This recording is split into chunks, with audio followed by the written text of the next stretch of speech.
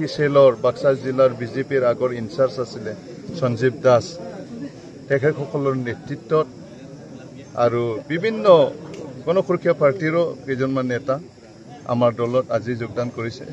ইয়াত মানে অৱসৰপ্ৰাপ্ত শিক্ষাগুৰুবিলাক আছে। আমাৰ প্ৰমোদ শৰ্মা নাওকাটা গাৰ্লছ হাইস্কুলৰ মানে তেখেতে প্ৰধান এম.ই. স্কুলৰ প্ৰধান শিক্ষক আছিলে। তেখেতো আজি আমাৰ দলত যোগদান কৰিছে।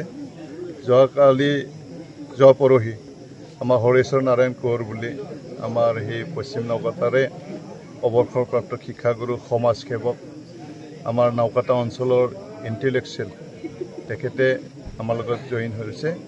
গতিকে আজি যিসকল ব্যক্তি আমাৰ দলত যোগদান কৰিছে তাগৰা বহুত তাগৰা লিডাৰ, এই তাগৰা লিডাৰবিলাকে আমাৰ দলত আহিছে আৰু আজি শুক্লাই চাৰফাং BPF হিচাপে আমি বহুত শক্তিশালী দিনে দিনে আৰু শক্তিশালী ৰূপত আমি উপনীত হৈ আছে। যিসকল আজি নেতৃত্বত আছে, আজি শুক্লাই চাৰফাং সমষ্টিখন নেতৃবৃন্দ 4জন আছে ইয়াত নেতৃত্ব দিয়া পাৱাৰত থকা। আজি বিজেপিৰ অসম প্ৰদেশৰ সভাপতি দিলীপ শইকীয়া, দৰং ওদালগুৰি তেখেতৰ সমষ্টি, আমাৰ এই শুক্লাই চাৰফাং তেখেতৰ সমষ্টি হয়।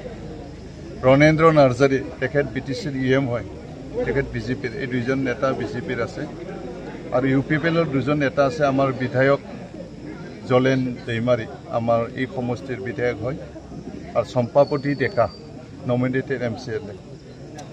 এই 2জনে UPPLৰ হয়। গতিকে UPPLৰ 2জন আৰু বিজেপিৰ 2জন নেতা আছে। এই নেতাসকলে পাব্লিকক মানে যিখিনি প্ৰতিশ্ৰুতি দিছে নিৰ্বাচনবিলাকত, এই নিৰ্বাচনত যিবিলাক প্ৰতিশ্ৰুতি দিছে এইটো অসাৰ মিছা কথা। গতিকে ইয়াৰ কাৰণে আজি ৰাইজে অতিষ্ঠ হৈ এই বিজেপি UPPL দলক ত্যাগ কৰি আমাৰ দলত আমি সদায় জইনিং কৰি আছো।